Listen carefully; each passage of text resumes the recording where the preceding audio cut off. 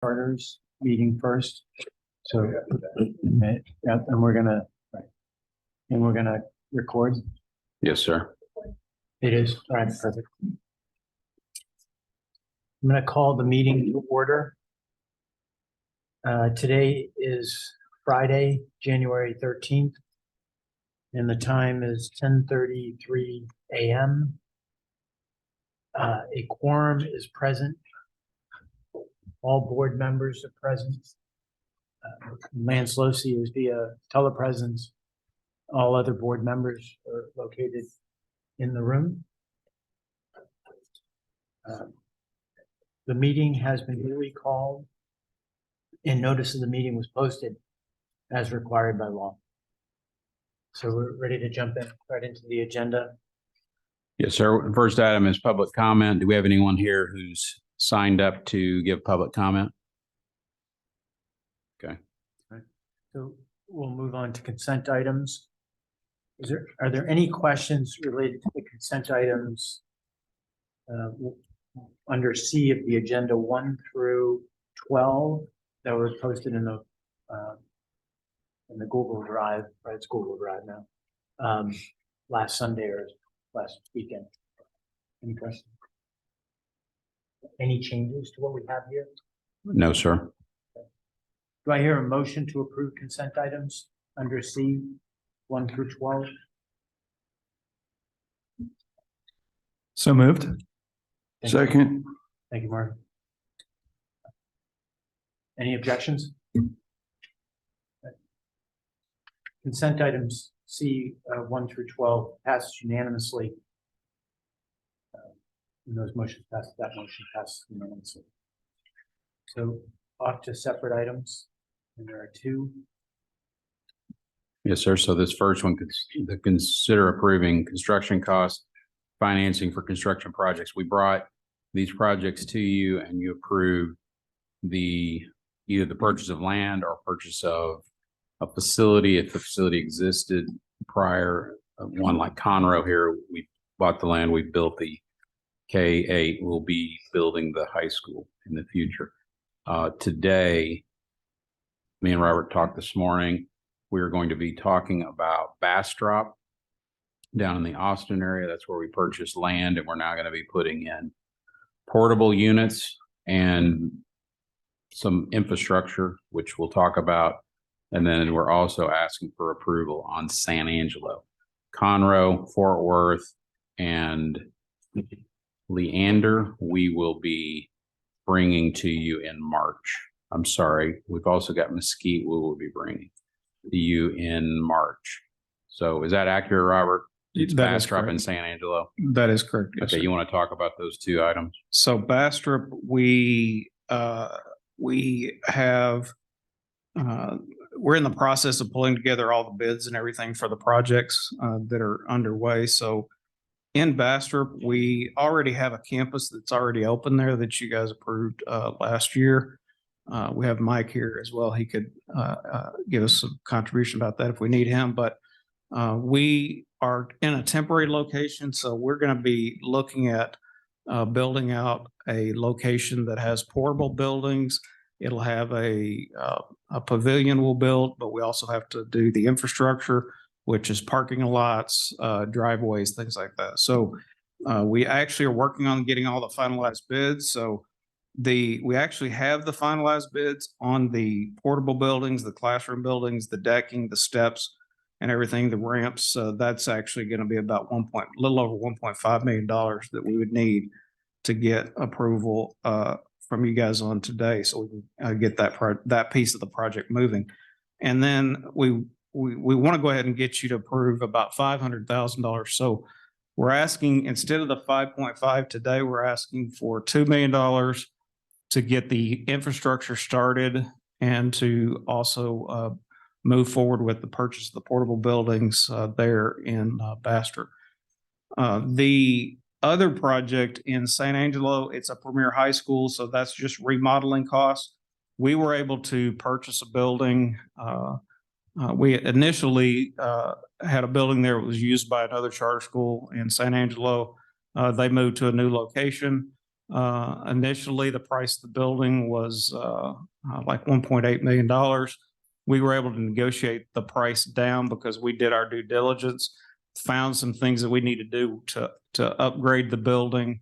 We need to do some paint and just general things we need to do with getting it ready for the Premier High School that we want to have 2 locations in the San Angelo area. So we're going to have those costs that are going to be coming up with that. But we were able to negotiate the 1.8 down to 1.3 and change for that location. So we negotiated it down about 500,000, but we need to put that 500,000 back into the building for instruction improvements on the instructional space. So those are the 2 that we're asking for. These other projects, we have architectural estimates. What you're seeing on here today is we do have these architectural estimates for Fort Worth, Conroe, and Mesquite. We're just trying to put the final touches on the final cost with the actual bids that will be coming in here shortly. That's the next step we're working on, is going to the bidding process. And when we get those bids in, we'll be coming back asking for the final construction cost on those. So today we're really asking for $2 million on Bastrop and the $1 million on San Angelo, so we can those 2 projects can continue forward this next couple of months until we meet again. And so, and I've asked this question previously, probably not the last meeting, but with the inflation cost, are you noticing or starting to see that to level out over the last few months? Or are we still seeing an increase? It's often we hear for enhancements to buildings after we purchase the building, it's around a $500,000 cost to make it a school. Right. So are we still seeing about the same run rate there, or are we seeing faster acceleration?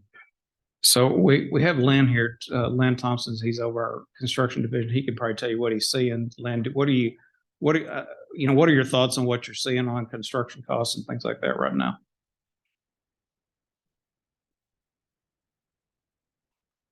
Hello, everyone. My name is Lynn Tompkins. I'm the Vice President of Construction and Real Estate for ResponsiveEd. What we're seeing first is that materials are becoming a little bit more available. We don't have as long a lead time. We're still waiting on a lot of air conditioning products from our opening in August. So that's our big thing. Prosper High School is coming together now, and I've been informed we're not waiting on anything. But to answer your question directly regarding construction costs, we have not seen any decrease in costs. We're still tracking approximately 1% per month increase in costs. No, thanks for answering the availability questions. That was really. I think it's going to relate once the products are in more supply, sitting on shelves, things like that. I think prices, might stop increasing, and that's just my thought. Thank you. Yes, sir. Anything else on item number 1?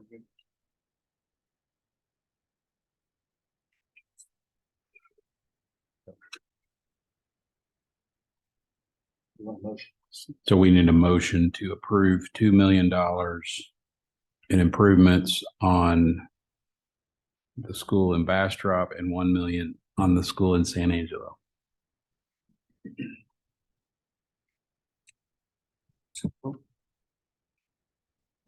Leander's here. Comments. Is it just for those 2 schools? Just those 2 today, Bastrop and San Angelo. Okay. We gave you this list here. We knew we were waiting on bids and other items, and so we just had them on here just in case we got that in time. But we do not have it today, right? Okay. Do I hear a motion to approve the $2 million, and it's a flat $2 million? Yes. Do I hear a motion to approve the $2 million to continue the construction for Bastrop and San Angelo? I so move. Thank you, Martin. Do I hear a second? Second. Thanks, Kent. All in favor? Aye. Aye. The motion to approve the $2 million for Bastrop in San Angelo passes unanimously. So number two. Let me make sure, let me clarify that. The 2 million is Bastrop and then 1 million for San Angelo. So everybody understood that? Yes. Understood. So it's a total of three. It's a total of 3. Right. All right. I did that math. All right. The next item is considering approving the transfer of the Ignite neighborhood schools, the brand, those campuses associated with that, those under that brand, to the Heritage Charter Schools and the shared service arrangement to provide administrative support for Heritage Charter Schools. So what you have on screen here is making, okay, it's going to be shared. Is that right? Looks like it for Lance. So these are campuses that are under the Ignite brand. Through the years, you've heard us refer to these as Vista Academies at times. We changed the name to include the word classical, like you see Pasadena Classical there. So it would have been Vista, Vista Academy of Pasadena, became Pasadena Classical Academy. What you're seeing on the screen is this is the name that TEA has in their database, and they're under the Ignite brand. So this is a model, and this model, as you probably heard me mention through the years, if you've been on the board at least a couple of years, you've heard me mention our strategy is to acquire, because you're not allowed through the actual applying for a charter process anymore. You're not allowed to get more than one charter. We have 2 because we were grandfathered. There is a method, there is a way of sounds like it's a business term of acquiring, but it's taking other charters that may be struggling or there's other issues going on and being able to bring them into the ResponsiveEd family. And then what we want to do, you've heard us talk about, is have a brand connected to a single charter, single brand. So this is another step in that direction. Several years ago, we were able to actually do a merger and take over a charter, and that's how our premier charter schools were split out into their own charter as a brand. Now, this is the next step. It's taking this Heritage, you probably remember the name Shekinah Radiance Charter, changed the name in the last 4 or 5 years to Heritage. And we've been very involved with it. We've had people involved, administration, and we've had board members that are linked to ResponsiveEd. TEA knows this. We were able to come in and help save that charter that was having some financial, it definitely had academic issues, had some financial issues. We ended up purchasing their main property, which became our Shirts Founders School. And it's probably been 5 years now, right? At least 5, 6 years. So having I'm watching what I'm saying here, because there's the legal way of actually talking about it and I'm not really talking about it from that perspective. Like we did another merger because TEA is saying they don't see a conduit for merging anymore. At least the last charter school administration said that. Now we have a new administration in the charter office, and they're looking at things differently. So our lawyers are saying, yes, you can still merge, nothing changed. But even if we don't have a corporate merger, we are linked in such a way with common individuals between the organizations. And again, TEA knows this, that we have, I can just say it's a family of schools, family of charters. So with the second item on here, and I'll keep talking about this, but there's the shared service arrangement. That is a way of you can leave this on the screen, Sarah, but that's a way of continuing to have that common mission and focus and the common staff working with all these charters, even if there's not an official merger. We'll talk about that in a second. So here's the list. Here are the campuses. We've been talking to TEA. It's probably been 6 months now. Mhm. And let me show you a document here. Would you pull up the TEA prepared data transfer document? This is an agreement to transfer campuses between the two charters. So ResponsiveEd Texas, we have the list I just showed you.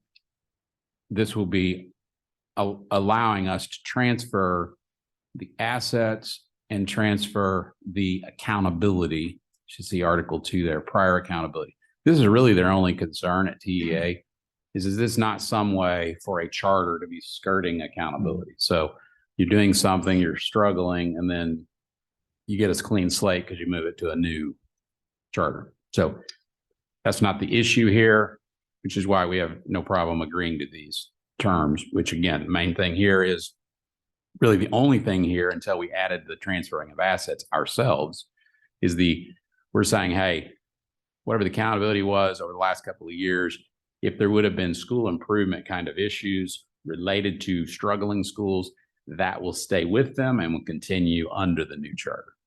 So you can see these things here are tied to best interest of students, accountability. And if you go down to the last article, that's where it's talking about the personal property. And we're just making sure, sign this document that we're in agreement, we can move the property over. It's not going to, because the property is actually owned by the charter. TEA is the authorizer, has to be the one approving moving it to another charter. Okay. So it's not misuse of public funds. So bringing this to you today, it's along the lines of our vision of having each model in its own charter. There's still several steps to this officially happening. This is just one of the first steps is getting your approval to do that move, getting Heritage Board to approve accepting those. And we're also, it's not going to be on this document, it's not here today, but we're taking potentially the Del Rio High School from Heritage and moving that over to the Premier Charter. Again, aligning to the model. So aligning to a similar model. Last document I will show you is the shared service. And this is a template. It's got a few things filled in. This was created by Joe Hoffer, one of the attorneys we used several years ago. And when you have services by an outside entity, not another school, not another charter, it would be a CMO arrangement like we have with Blue Learning. So a charter management organization arrangement. When you have the two public schools providing services to each other, it's a shared service arrangement. So it's going to look similar to a CMO agreement, management agreement, but it's you know, I don't really know if there's honestly, there's probably nothing really different about it other than the verbiage on it's a shared service arrangement. So I'm not trying to put you on the spot, Chris, but if you know of something that you just kind of jumps out at you that is different, speak up. That's fine. But again, I think it's just kind of the verbiage TEA's preferring when you're talking about shared service versus a CMO arrangement. Yeah, I really think it's just I think it's a policy issue they decided to employ, encourage other nonprofits, other charters to work together. And so they made a pathway for us to be able to do it this way. So it streamlines things. It really encourages the working together of Texas charters. And that's the avenue I think is the cleanup. So really nothing much to add other than that. So this has to go to the commissioner as well as a CMO agreement, and the commissioner has to review it with his staff and they have to approve it before it can be put in place, activated. This will go in with, we're going to provide all these services we're currently providing for these schools that we're now transferring, and we will charge, as the fiscal agent, we will charge somewhere between 95 and 99% of the funds will stay with ResponsiveEd Texas. So we're moving the schools to another number so that when parents and when state legislature, when they look at the model, they can see it all in one charter.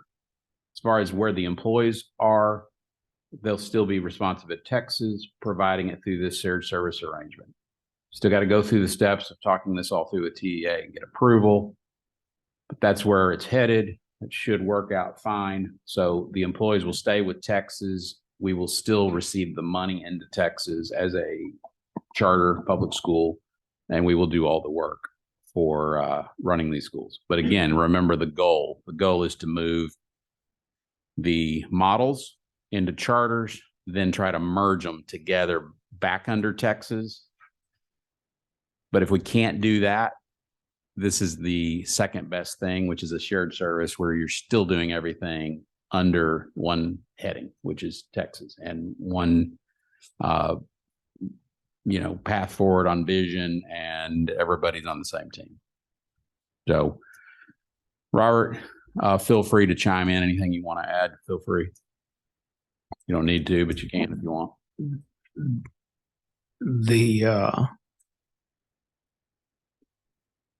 I don't think I have anything to add. I was just thinking about, that's it actually ends up, what the terminology that they use is closing it. Basically, you're closing it under one charter and opening it under another charter. So the current campus numbers we have will go away, but they'll be able to transfer the accountability for those to these new campus numbers under this new structure. So and we're obviously very nervous about saying, like on here, close, because then parents are like, what's happening? Yeah. Nothing's happening.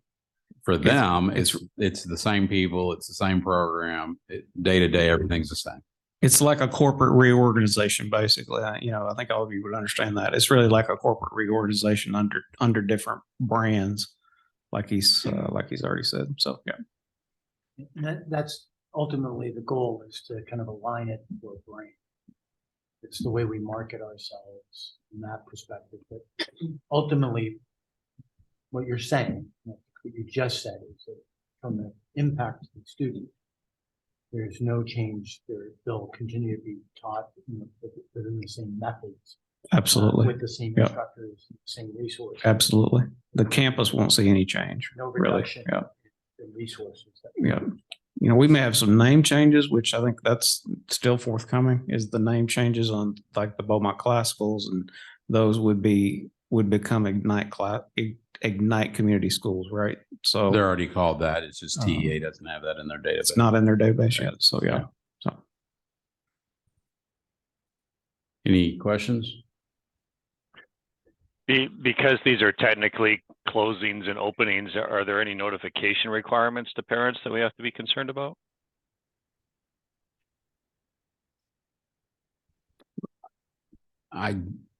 No. We have to tell TEA, we have to tell the authorizer, which is this transfer document. So there's no specific notification requirement to the parents of the kids that are in the school, the students. The notification would not be about closures. The notification would be, here's the new county district campus number, and then they will be filling out a application to be in that number. However, we work that out with marketing. We have a form you fill out every year to say you're going to re-enroll. It can be I think it can be a streamlined form of that. So they're used to, if they're at Humble and they're going into next school year, 23-24, they fill out a form anyway. They'll have that form, and then the name's the same. They don't see responsive ed on stuff generally, like they may have like a logo, but most parents don't know the first 6 digits, the county district number part anyway. But if it is on a form, it'll change to this other number. So there would be a notification of sorts with that, because they're seeing that as parents on the form. Teachers are the same, building's the same, administration is the same, curriculum's the same. So we'll work offline with marketing and discuss, is there a reason is it going to cause concern by talking about it more than it needs to be because the number is the only thing changing? You want to add to that, Chris? Anything you would see or be concerned about from a transparency standpoint? We would talk to the campus leaders, get their advice on what they think would be disseminated to the parents. Next step, if they would be to get a select group of parents that are recommended by the campus leaders, get a focus group of parents, figure out what they're concerned about, if anything, and really play it by ear from there. They might not be concerned about anything. Or they might say, we're just interested in these two things. So we'll take our lead from them, and it might lead to some sort of a communication. But once again, it's take it one step at a time as far as that's concerned. There's no requirements from TEA. We've done this before with the virtual because we have the virtual split under 2 charters, and we've had parents, we've had a shift before. And again, all it is you're shifting the number. You're shifting that 6 digits. And that went very smooth. There was no questions at all. And that was thousands of kids. So that's been several years ago now. So we are an organization with 2 charters right now under the state. Then we have a charter with Beaumont ISD. We have charters in Arkansas. From that standpoint, this is no different. It's another charter. It just happens to not be under the corporation right now. It's a separate corporation. That's not something parents would even be concerned about, the corporation side. They're concerned about that charter piece, possibly, and that's no different than if they were moving between Premier and TCPA. It's now there's this heritage charter. The other thing too, Chuck, on the leases we talked about would still be, of the 11, 2 of them are buildings that we actually own that are constructed that we bought, Responsive Ed. The other 9 are leases. Those leases would still be under the Responsive Ed. As the shared service and as fiscal agent. Yes, as the shared service fiscal agent. So they would not have to change either. Other questions?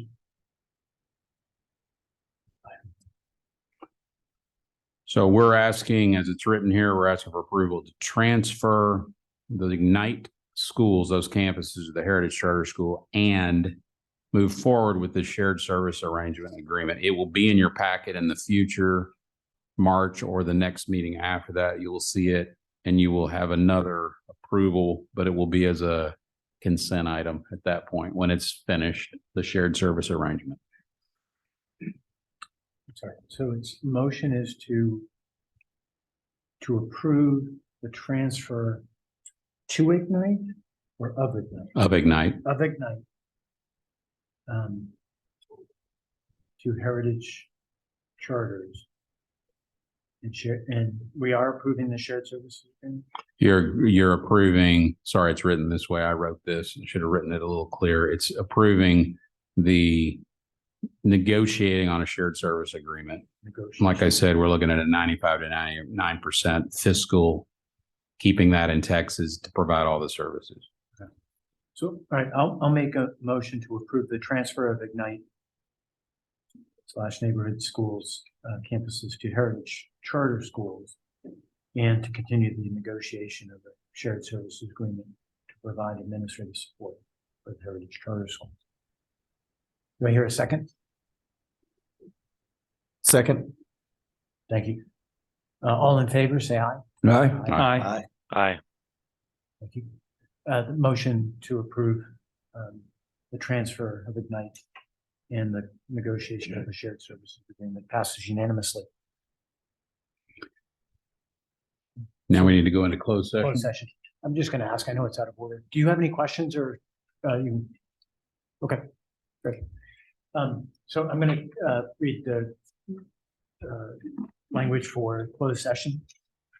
Pursuant to section 551.076 of the Texas Government Code, we are authorized to go into closed session. No votes will be taken until we reconvene in open session. Thank you. Okay, thank you. We just came out of closed session.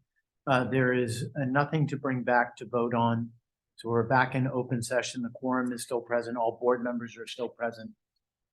And the time is 11:51 a.m. on Friday, January 13th. So there are no other things or matters to come before the board. And at this time, we adjourn. Thank you. All right.